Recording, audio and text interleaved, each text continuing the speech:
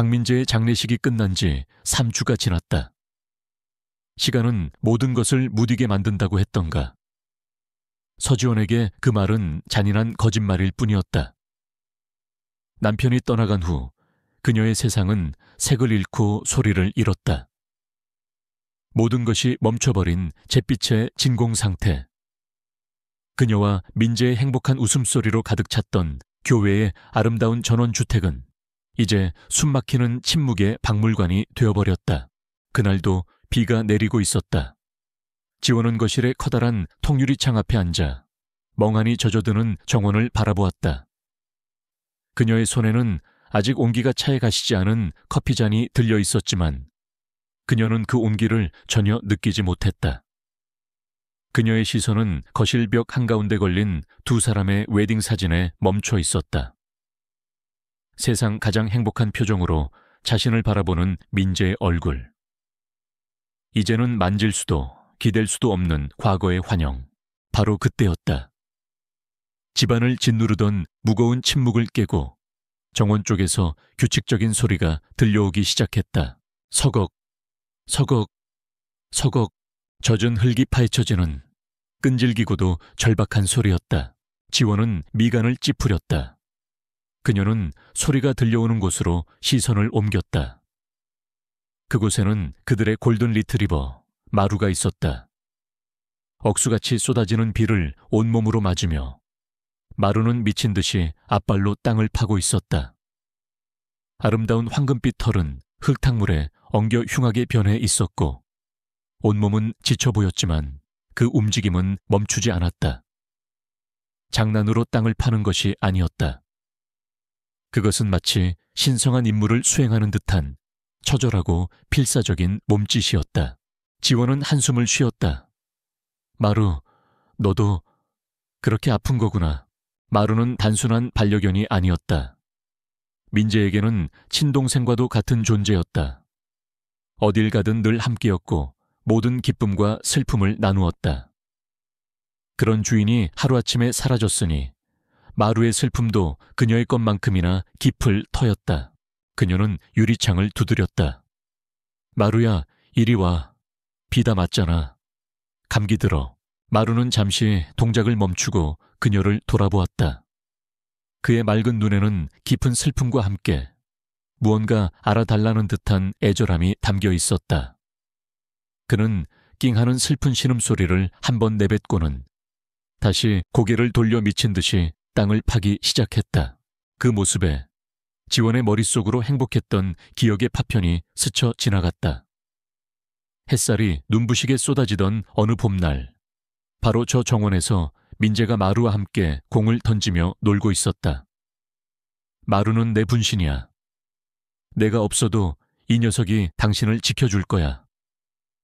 그렇게 말하며 환하게 웃던 남편의 얼굴. 그 말이 이제는 날카로운 비수가 되어 그녀의 심장을 찔렀다. 며칠이 지났다. 비는 그쳤지만 마루의 기행은 멈추지 않았다. 그는 지원이 가장 좋아하는 사료도 마다한 채 오직 물만 급하게 마시고는 다시 정원의 그 자리로 달려갔다. 그가 파헤친 구덩이는 점점 더 깊어져 이제는 작은 무덤처럼 보일 정도였다. 지원의 안타까움은 점차 설명할 수 없는 불안감으로 변하기 시작했다. 이것은 정상적인 애도 행동이 아니었다. 이것은 집착이었다. 그녀는 마루가 파헤치는 그곳으로 가보았다. 그곳은 정원 구석, 오래된 참나무 아래였다. 민재가 살아있을 때 책을 읽거나 낮잠 자기를 좋아했던 그늘지고 아늑한 장소. 특별할 것이 없는 평범한 땅이었다. 도대체 왜 마루는 이곳에 집착하는 걸까? 그녀는 삽으로 구덩이를 메워보기도 했다. 하지만 그녀가 등을 돌리기가 무섭게 마루는 마치 보물이라도 빼앗긴 것처럼 더욱 맹렬하게 그곳을 다시 파헤쳤다. 그날 밤 지원은 잠을 이룰 수 없었다. 그녀는 현관등의 희미한 불빛 아래 지칠 대로 지친 몸으로 여전히 땅을 파고 있는 마루의 실루엣을 바라보고 있었다. 그 순간 차가운 예감이 그녀의 등골을 스쳐 지나갔다. 그녀는 처음으로 마루를 그저 슬픔에 빠진 반려견으로만 보지 않았다. 그녀는 말을 할 수 없는 메신저를 보고 있었다. 자신에게 무언가를 필사적으로 전하려는 침묵의 증인을. 서걱, 서걱. 마루의 발톱이 흙과 부딪히는 소리가 더 이상 고통의 소음으로만 들리지 않았다. 그것은 마치 땅속 깊이 묻혀버린 진실의 문을 누군가가 필사적으로 두드리는 소리처럼 들리기 시작했다. 지원은 깨달았다. 남편의 갑작스러운 사고가 그녀에게 남긴 것은 슬픔만이 아닐지도 모른다는 것을. 다음 날 아침 밤새 잠 못 이룬 서지원은 지친 몸을 이끌고 정원으로 나갔다. 그녀의 손에는 마루가 가장 좋아하던 최상급 한우 스테이크가 들려 있었다. 그녀는 마루가 파놓은 구덩이 옆에 접시를 내려놓았다. 고기 굽는 냄새가 퍼져나갔지만 마루는 잠시 고개를 돌려 그녀를 슬픈 눈으로 바라볼 뿐 다시 앞발로 흙을 파헤치기 시작했다. 생존 본능마저 이겨버린 그 기이한 집착에 지원은 등골이 서늘해지는 것을 느꼈다. 바로 그때 익숙한 엔진 소리와 함께 매끈한 검은색 외제차 한 대가 집 앞 진입로로 들어섰다. 차에서 내린 사람은 민재의 가장 친한 친구이자 그와 함께 바이오 회사를 공동 창업한 윤태석이었다. 그는 잘생기고 몸에 잘 맞는 비싼 옷을 입고 있었으며 그의 얼굴에는 완벽하게 연습된 깊은 슬픔의 가면이 씌워져 있었다. 지원아. 그는 양손 가득 유기농 과일과 최고급 죽이 담긴 바구니를 들고 있었다. 그는 정원의 엉망인 모습과 지쳐 보이는 지원의 얼굴을 보고는 진심으로 걱정하는 듯한 표정을 지었다. 이게 다 뭐야? 마루가 아직도 저러고 있어. 저러다 정말 탈진하겠네. 내가 아는 유능한 동물 행동 교정사라도 알아봐 줄까? 그의 목소리는 다정했고 그의 위로는 너무나도 부드러워. 지원은 순간적으로 경계심을 풀고 그에게 기댈 뻔했다. 그는 집 안으로 들어와 그녀의 어깨를 감싸 안으며 그녀가 강해져야 한다고, 민재도 그걸 바랄 거라고 속삭였다. 두 사람이 거실에서 차를 마시고 있을 때 태석이 조심스럽게 회사의 이야기를 꺼냈다. 민재가 남긴 연구, 이대로 멈추게 할 수는 없잖아. 그 녀석의 마지막 꿈이었는데 그 유지를 이어서 내가 어떻게든 완성시켜야지. 그게 내가 친구로서 할 수 있는 유일한 일일 테니까. 그의 말은 비장하고 숭고하게 들렸다. 지원은 그의 헌신에 진심으로 고마움을 느꼈다. 그때 태석이 마치 무언가 생각났다는 듯이 물었다. 혹시 민재가 집에 따로 보관하던 연구 노트 같은 거 없어? 회사 중앙 서버에 있는 자료만으로는 부족한 부분이 있어서 그 녀석의 마지막 아이디어를 알아야만 이 프로젝트를 완성할 수 있을 것 같아. 그의 요청은 죽은 친구의 꿈을 이루기 위한 순수한 열정처럼 보였다. 아직 그를 완전히 믿고 있던 지원은 고개를 끄덕였다. 아마 남편 서재에 있을 거예요. 제가 한번 찾아볼게요. 그녀가 서재를 향해 몸을 돌리고 태석이 만족스러운 미소를 감추며 그녀를 따르려던 순간이었다. 크르르릉. 지금까지 거실 구석에서 미동도 않던 마루가 어느새 정원에서 돌아와 서재로 향하는 복도 입구를 막아선 채 낮은 경고음을 내고 있었다. 온몸의 털을 곤두쓰고 저기에 찬 눈으로 정확히 윤태석을 노려보고 있었다. 순간 거실의 공기가 얼어붙었다. 모두가 충격에 빠졌다. 마루는 평생을 온순하고 사람을 잘 따랐던 개였다. 특히 민재의 친구인 태석에게는 언제나 꼬리를 치며 방였었다. 태석은 애써 웃으며 상황을 무마하려 했다. 하하, 이 녀석 봐라. 주인이 없다고 나까지 못 알아보는 건가. 서운한데 마루. 하지만 그의 웃음은 입게만 머물렀고 그의 눈에는 순간적인 공포와 짜증이 스쳐 지나갔다. 마루의 그 기이한 행동은 지원의 머릿속에 있던 모든 의심의 파편들을 하나의 선으로 연결시키는 계기가 되었다. 왜 마루는 땅을 파는 걸까? 왜 마루는 남편의 가장 친한 친구를 적으로 간주하는 걸까? 걔의 충성심은 거짓말을 하지 않는다. 그렇다면 무언가 잘못되었다. 내가 모르는 끔찍한 무언가가 그녀는 태석을 향해 돌아섰다. 그녀의 목소리는 이전보다 조금 차가워져 있었다. 태석 씨, 미안해요. 오늘은 제가 너무 피곤해서 노트는 다음에 찾아드릴게요. 태석은 더 이상 고집을 부리지 않았다. 그의 완벽했던 가면 위로 초조함이 희미하게 드러나고 있었다. 그는 서둘러 집을 떠났다. 그가 떠나자 마루는 으르렁거림을 멈추고 지원의 곁으로 다가왔다. 그리고는 마치 미안하다는 듯 혹은 그녀를 위로하려는 듯 그녀의 손에 자신의 머리를 부드럽게 비볐다. 지원은 그 자리에 주저앉아 마루의 눈을 똑바로 들여다보았다. 그 맑고 깊은 눈동자 안에서 그녀는 대답 없는 질문을 읽었다. 마루야, 너 혹시 나한테 뭔가 말하고 싶은 거니? 내가 모르는 뭔가를 알고 있는 거야. 그녀의 질문이 무겁고 고요한 집안에 울려 퍼졌다. 지원은 더 이상 그저 슬픔에 잠긴 미망인이 아니었다. 그녀는 이제 의심을 품은 여인이었다. 남편의 죽음에 대한 공식적인 이야기에 첫 번째 균열이 생기기 시작한 것이다. 그녀는 마루의 애처로운 눈빛과 정원에 깊어지는 구덩이를 번갈아 보았다. 그녀의 마음속에서 슬픔을 넘어선 새로운 결의가 차갑게 굳어지고 있었다. 윤태석이 다녀간 그날 밤, 서지원은 한숨도 잠들지 못했다. 그녀의 머릿속은 뒤엉킨 실타래처럼 복잡했다. 마루의 기이한 행동, 남편의 노트에 대한 태석의 미묘한 집착, 그리고 마루가 태석에게 보였던 노골적인 적대감. 각각은 별개의 사건처럼 보였지만 하나에 보이지 않는 선으로 연결되어 있는 듯한 불길한 예감이 그녀를 짓눌렀다. 창밖에서는 여전히 마루가 땅을 파는 소리가 멈추지 않고 들려왔다. 서걱, 서걱. 그 소리는 더 이상 슬픔의 소리가 아니었다.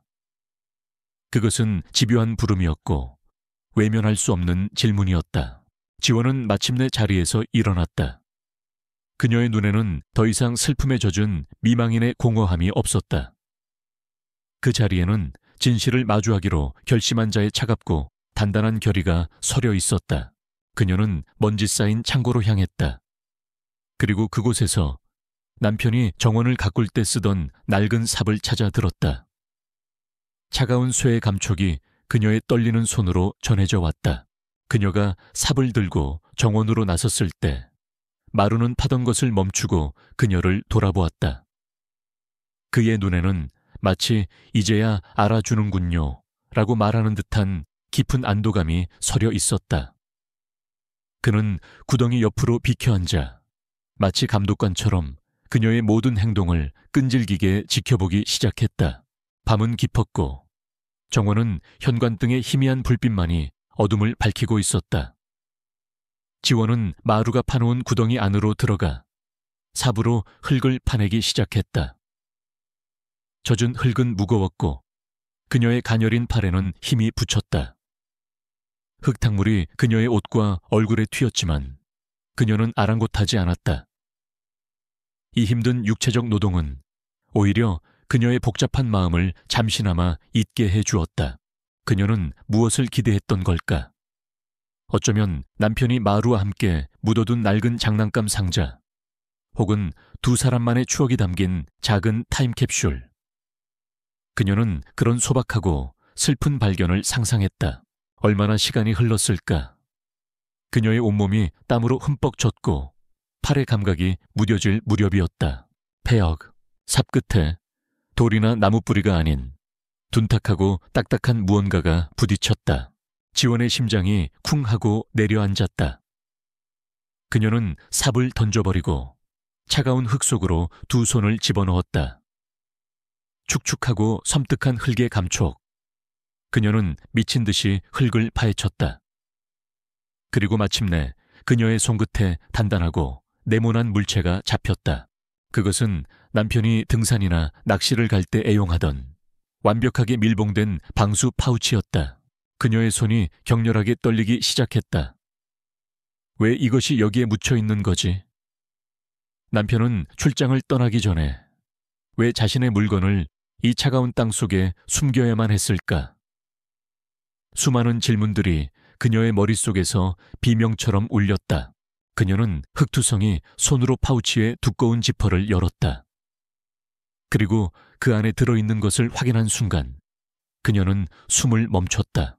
완벽하게 보존된 남편의 스마트폰이었다.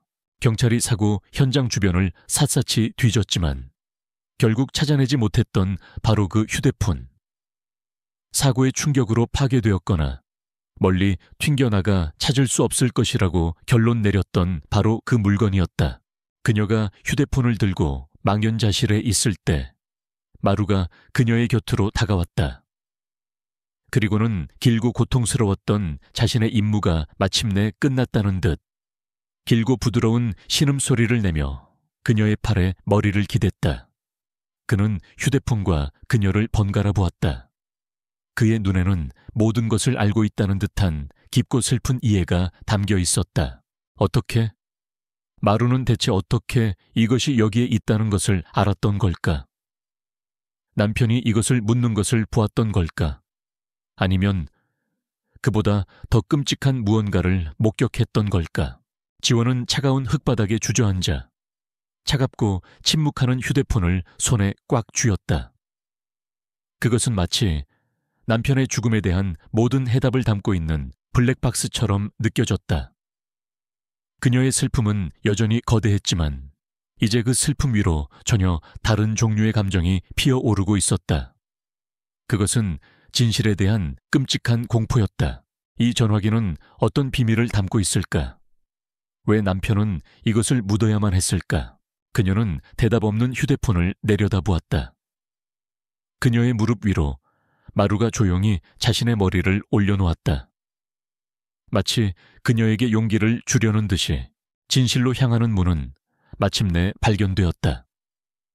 이제 남은 것은 그 문을 열 수 있는 용기를 내는 것뿐이었다.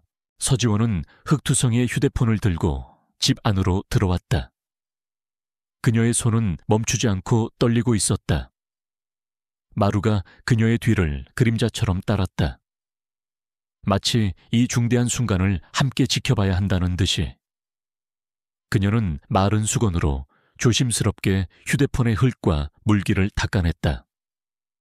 그리고 남편의 서재에서 오래된 충전기를 찾아내 휴대폰에 연결했다. 아무런 반응이 없었다. 그녀의 심장이 철렁 내려앉았다. 이미 너무 늦은 걸까? 그녀가 포기하려던 순간 검은 액정 화면 위로 희미한 배터리 충전 표시가 떠올랐다. 휴대폰은 살아있었다. 얼마나 지났을까? 마침내 휴대폰이 켜지고 잠금 화면이 나타났다. 비밀번호를 입력하라는 메시지. 지원은 떨리는 손으로 남편과 자신의 결혼기념일, 각자의 생일을 차례로 눌러보았다. 하지만 모두 틀렸다. 실패 횟수가 누적될수록 그녀의 마음은 초조해졌다. 그녀가 막막함에 빠져 있을 때였다.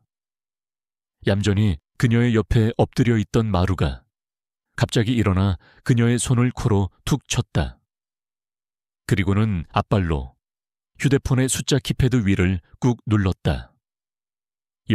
081 다음 085. 그것은 마루의 생일이었다. 지원은 반신반의하며 085를 눌렀다. 칼칵. 비밀번호가 풀리고 익숙한 배경 화면이 나타났다. 두 사람이 활짝 웃고 있는 사진. 그 사진을 보는 순간 참았던 슬픔이 다시 파도처럼 밀려왔다. 그녀는 눈물을 삼키며 휴대폰 안을 살피기 시작했다. 최근 통화 기록도, 메시지도, 사진도 모든 것이 깨끗하게 삭제되어 있었다. 마치 누군가 의도적으로 모든 흔적을 지워버린 것처럼. 하지만 모든 것이 사라진 것은 아니었다. 숨겨진 폴더 안에 단 하나의 음성 파일이 남아 있었다. 파일의 이름은 너무나도 선명했다. 지원이에게. 지원의 심장이 미친 듯이 뛰기 시작했다. 그녀는 숨을 참고 휴대폰을 귀에 댄 채 재생 버튼을 눌렀다. 지지직거리는 소리. 파일의 시작은 거센 빗소리와 자동차의 와이퍼 소리였다. 그리고 곧이어 남편 강민재의 다급하고 숨가쁜 목소리가 들려왔다. 그는 누군가와 다급하게 통화를 하고 있었다. 김 기자님, 저 민재입니다. 지금 당장 만나야 합니다. 큰일 났어요. 윤태석이가 모든 걸 속이고 있었어요. 신약 임상 데이터 전부 조작된 거였어요. 이거 수많은 사람들 목숨이 달린 일이라고요. 그 자가 지금 제 뒤를...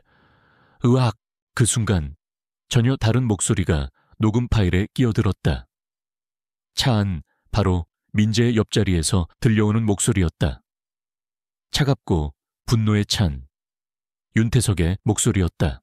강민재, 이 멍청한 새끼. 쓸데없는 짓은 그만둬. 다 우리를 회사를 위한 일이었어. 민재의 목소리가 공포에 질려 떨렸다. 태석아, 너 어떻게 내체... 그 다음 순간 녹음 파일에서는 인간의 비명이라고 할 수 없는 소리들이 터져 나왔다. 무언가 격렬하게 몸싸움을 하는 소리. 운전대를 뺏으려는 듯한 둔탁한 소음. 그리고 민재의 마지막 절규. 안드웨이. 게! 고막을 찢는 듯한 타이어 마찰음과 함께 세상이 뒤집히는 듯한 굉음이 터져 나왔다. 그리고 모든 것을 집어삼키는 정적. 녹음은 거기서 끝나 있었다. 지원은 얼어붙었다. 휴대폰은 여전히 그녀의 귀에 붙어 있었지만 그녀는 아무것도 들을 수 없었다. 세상의 모든 소리가 사라졌다. 그녀의 머릿속에서는 방금 들었던 그 끔찍한 소리들만이 무한히 반복되고 있었다. 사고. 경찰이 말했던 단순한 빗길 교통사고. 그 모든 것이 거짓이었다. 그녀의 얼굴에서 핏기가 사라지고 지독한 구역질이 올라왔다. 장례식장에서 자신을 부축하며 함께 눈물을 흘려주던 윤태석의 얼굴이 떠올랐다. 오빠 동생 하며 따랐던 남편의 가장 친한 친구. 그 모든 것이 끔찍하고 역겨운 위선이었다. 그녀의 슬픔은 사라지지 않았다. 대신 그 슬픔은 변했다. 그녀의 심장을 짓누르던 무겁고 무딘 고통이 날카롭고 차갑고 단단한 무언가로 결정화되기 시작했다. 그것은 분노였다. 지원은 천천히 휴대폰을 귀에서 뗐다. 그녀의 눈에서 흐르던 눈물은 멈춰 있었다. 그녀의 얼굴은 차가운 분노의 가면처럼 굳어 있었다. 마루가 그녀의 감정 변화를 감지하고 낮게 으르렁거렸다. 마치 그녀의 새로운 결의에 동조라도 하듯이 그녀는 다시 벽에 걸린 웨딩 사진을 보았다. 사진 속에서 환하게 웃고 있는 남편. 하지만 그녀는 더 이상 슬픔에 잠긴 미망인이 아니었다. 그녀는 죽은 자로부터 사명을 부여받은 생존자였다. 그녀는 사진 속 남편의 얼굴을 향해 소리 없이 맹세했다. 여보, 내가 당신 억울함 이 세상 끝까지 가서라도 반드시 풀어줄게. 사냥이 시작되려 하고 있었다. 다음 날 아침 서지원은 거울 앞에 섰다. 거울 속에는 여전히 슬픔에 지친 한 여자가 서 있었지만 그녀의 눈은 어제와 달랐다. 눈물에 젖어 한없이 연약했던 눈동자는 사라지고 그 자리에는 차갑고 단단한 결의로 빛나는 낯선 눈빛이 자리 잡고 있었다. 눈물은 말랐다. 슬픔에 잠긴 미망인은 이제 없었다. 복수를 맹세한 사냥꾼이 태어난 것이다. 그녀는 남편의 휴대폰을 낡은 스카프에 감싸 옷장 가장 깊숙한 곳, 아무도 찾지 못할 곳에 숨겼다. 그녀는 알고 있었다. 이 녹음 파일은 강력한 무기지만 이것만으로는 부족하다는 것을. 윤태석은 성공한 바이오 기업의 대표이자 언론과 정계의 두터운 인맥을 가진 존경받는 사업가였다. 그가 마음만 먹으면 이 녹음 파일 하나쯤은 조작되었거나 악의적인 편집이라고 몰아붙일 수 있을 터였다. 그녀에게는 동기가 필요했다. 윤태석이 왜 자신의 가장 친한 친구를 죽여야만 했는지에 대한 빼도 박도 못할 증거.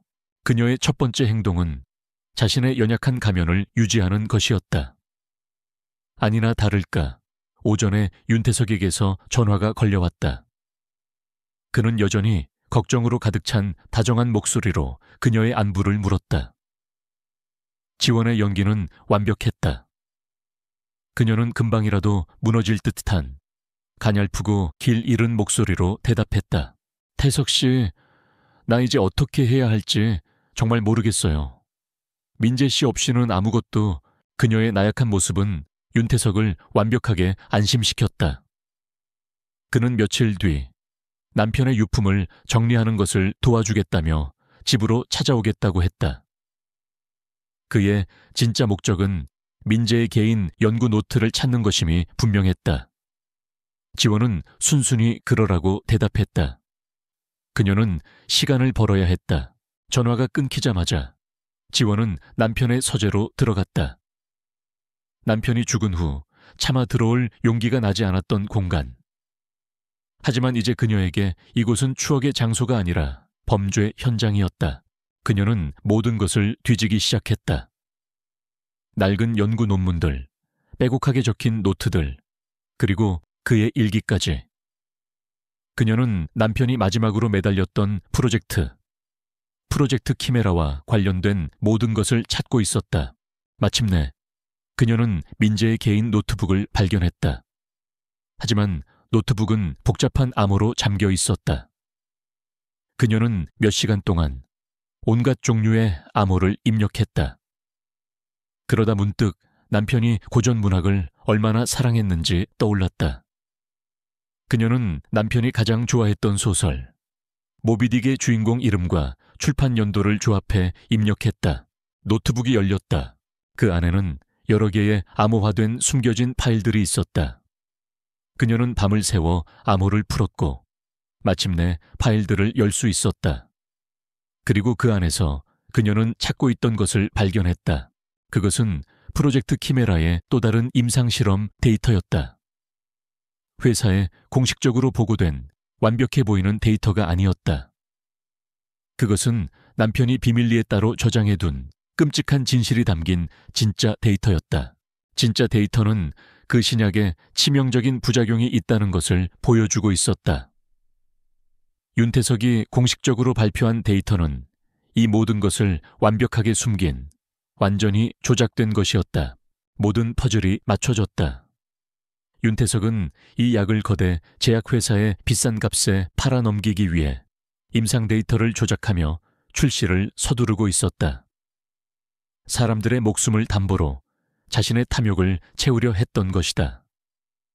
그리고 남편은 그 끔찍한 진실을 알아챘고 그것을 세상에 폭로하려 했던 것이다. 데이터는 복잡했다. 지원 혼자서는 이 방대한 자료를 완벽하게 분석하고 법적인 증거로 만들 수 없었다.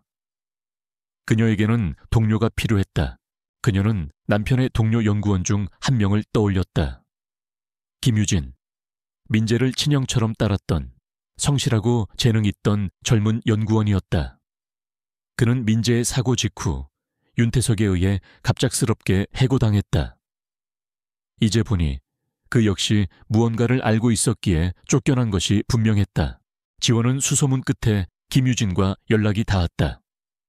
그녀는 그에게 오래된 도서관의 조용한 구석에서 만나자고 제안했다. 처음 나타난 김유진은 겁에 질려 있었다. 그는 윤태석의 보복을 두려워했다. 하지만 지원이 노트북을 열어 진짜 데이터를 보여주며 민재의 죽음이 사고가 아니었다는 것을 안다고 말했을 때 그의 눈빛이 변했다. 죽은 선배에 대한 의리와 존경심이 그의 두려움을 이겼다. 그는 지원을 돕기로 결심했다. 그날 밤 지원의 집 거실. 두 사람은 노트북 불빛에 의지한 채 밤늦게까지 함께 증거 자료들을 정리하기 시작했다. 슬픔에 잠긴 미망이는 이제 자신의 첫 번째 아군을 얻었다. 사냥꾼 윤태석은 자신의 먹잇감이 여전히 무력하게 슬퍼하고 있다고 믿고 있었다. 하지만 그 먹잇감은 이제 그를 겨냥한 치명적인 덫을 놓고 있었다. 차가운 노트북 불빛이 확신에 찬 지원의 얼굴을 비추고 있었다. 사냥은 이제 막 시작되었다. 며칠의 시간이 흘렀다. 그 시간 동안 서지원은 슬퍼할 틈도 없이 김유진과 함께 밤낮으로 증거 자료들을 정리했다. 그녀는 더 이상 눈물을 흘리지 않았다. 그녀의 슬픔은 차가운 분노가 되어 그녀를 움직이게 하는 강력한 연료가 되고 있었다. 그녀는 이전보다 더 침착해졌고 더 강인해졌다. 그녀의 그런 변화를 윤태석이 눈치채지 못할 리 없었다. 그는 자신의 정보원을 통해 서지원이 최근 해고된 연구원 김유진과 비밀리에 접촉했다는 사실을 알아냈다. 그의 머릿속에 첫 번째 경고등이 켜졌다. 슬픔에 잠겨 있어야 할 미망인이 남편의 옛 동료를, 그것도 자신이 직접 해고시킨 연구원을 왜 만나는 거지? 그는 지원의 슬픔이 자신이 생각했던 것만큼 깊고 무기력하지 않을지도 모른다는 의심을 품기 시작했다. 그는 직접 그녀를 떠보기로 결심했다. 이번에도 그는 걱정스러운 친구의 가면을 쓴 채 지원의 집을 찾아왔다. 지원아, 얼굴이 많이 좋아졌네. 다행이다. 그는 다정하게 말했지만 그의 눈은 집요하게 그녀의 표정 변화와 집안의 분위기를 살피고 있었다. 그는 소파에 앉아 마치 그녀를 진심으로 걱정한다는 듯이 남편의 회사 지분 이야기를 꺼냈다. 지원아, 네가 언제까지고 이렇게 슬픔에만 잠겨 있을 수는 없어. 민재가 남긴 회사 주식, 그거라도 정리해서 새 출발을 하는 게 어때? 내가 좋은 값에 사줄게. 복잡한 경영 문제 같은 건 이제 잊고 편안하게 살아. 그것은 친절을 가장한 교묘한 위협이었다. 그는 그녀와 회사, 그리고 회사가 품고 있는 비밀 사이에 마지막 연결고리를 끊어버리려 하고 있었다. 지원은 그의 의도를 꿰뚫어 보았다. 그녀는 여전히 순진한 미망인을 연기했지만 그 연기에는 계산된 가시가 숨어 있었다. 글쎄요, 태석 씨. 그건 민재 씨가 저에게 남긴 마지막 유산인데 제가 너무 성급하게 결정할 수는 없네요. 조금만 더, 아주 조금만 더 생각해 볼게요. 그녀의 정중한 거절. 감정적인 반발이나 덥석무는 대신 생각할 시간을 달라는 그 대답이 오히려 태석의 의심을 증폭시켰다. 바로 그때였다. 대화 내내 지원의 발치에서 조용히 엎드려 있던 마루가 그들의 대화에 끼어들었다. 태석이 안심시키려는 듯 지원의 팔에 손을 뻗는 순간 마루가 번개처럼 일어나 그의 앞을 막아서며 목 깊은 곳에서부터 끓어오르는 위협적인 경고음을 냈다. 크르르르. 마루는 하얀 이빨을 드러낸 채 당장이라도 달려들 듯한 자세로 태석을 노려보았다. 그것은 명백한 경고였다. 그녀에게 손대지 마. 태석은 화들짝 놀라며 손을 거두었다. 그의 완벽했던 가면이 잠시 벗겨지며 순수한 공포와 분노가 스쳐 지나갔다. 저게 정말 왜 저러지? 아무래도 정말 병원에 한번 보내봐야겠어. 그는 신경질적으로 중얼거렸다. 그날의 방문은 두 사람 모두에게 상대방의 의심을 확신으로 바꾸어 주었다. 지원은 이제 태석이 자신의 적이라는 것을, 태석은 이제 지원이 무언가를 숨기고 있다는 것을, 보이지 않는 심리전이 본격적으로 시작된 것이다. 집을 나선 태석은 차에 오르자마자 누군가에게 전화를 걸었다. 그의 목소리는 더 이상 부드럽지 않았다. 차지원 뒤를 좀 붙여봐. 누구를 만나는지, 뭘 하는지, 사소한 거 하나까지 전부 다 보고해. 그는 이제 그녀를 적극적으로 감시하기 시작했다. 지원은 자신을 향해 조여오는 압박감을 느꼈다. 시간이 없었다. 태석이 더 직접적인 행동에 나서기 전에 그와 김유진은 서둘러 모든 증거를 완성해야만 했다. 그날 밤 지원은 남편의 서재에서 그가 남긴 마지막 흔적을 발견했다. 그것은 그가 비밀리에 녹화해둔 영상 일기였다. 화면 속에서 남편은 지치고 두려운 얼굴로 자신의 심경을 토로하고 있었다. 태석의 비윤리적인 행동에 대한 그의 커져가는 공포, 그리고 자신의 연구 결과가 사람을 살리는 대신 해치는 데 쓰일지도 모른다는 두려움. 만약 내게 무슨 일이 생긴다면, 지원아, 부디 이 연구를 지켜줘. 사람들을 위한 내 꿈을 지켜줘. 남편의 마지막 유언은 그녀에게 마지막으로 필요한 용기를 주었다. 그녀의 곁으로 마루가 다가와 조용히 머리를 무릎에 기댔다. 그녀는 충성스러운 반려견의 머리를 쓰다듬으며 그의 깊은 눈을 들여다보았다. 마루야, 이제 정말 우리 둘뿐이야. 우리 꼭 해내야 해. 집안에는 무거운 침묵이 흘렀다. 거대한 적 앞에 선 연약한 여자와 충직한 개 한 마리. 하지만 그들의 유대감은 세상 그 어떤 군대보다도 강했다. 보이지 않는 전쟁은 이제 마지막 결전을 향해 치닫고 있었다. 서지원과 김유진은 밤을 새워 마지막 보고서를 완성했다. 그 안에는 윤태석의 모든 배신이 담겨 있었다. 그는 단순히 임상 데이터를 조작한 것이 아니었다.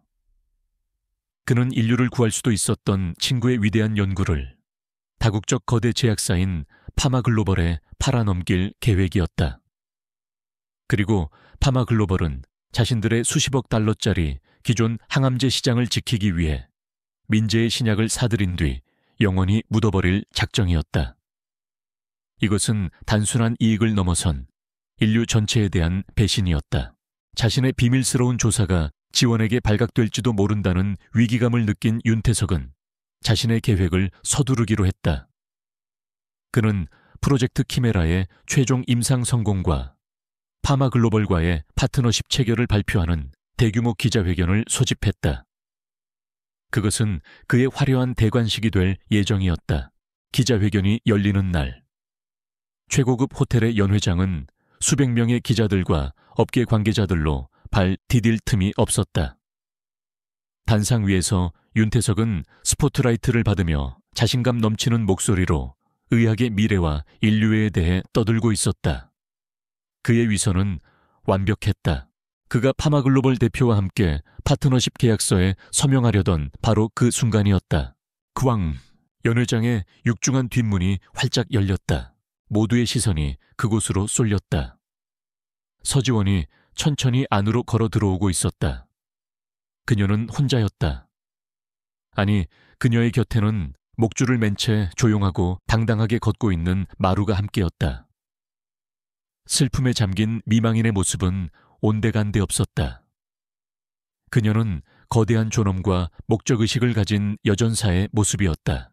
보안 요원들이 그녀를 막으려 했지만 그녀에게서 뿜어져 나오는 기백에 주춤했다.